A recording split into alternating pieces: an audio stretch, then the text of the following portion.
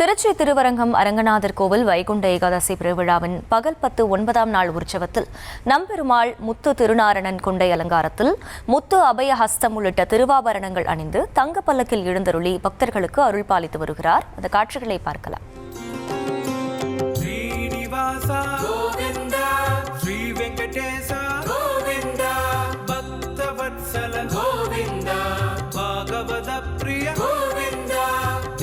निर्मला गोविंदा नीलमेघ श्यामा गोविंदा पुराण पुरुष गोविंदा पुंडरीकाक्ष गोविंदा गोविंदा हरि गोविंदा गोकुल नंदन गोविंदा गोविंदा हरि गोविंदा गोकुल नंदन गोविंदा.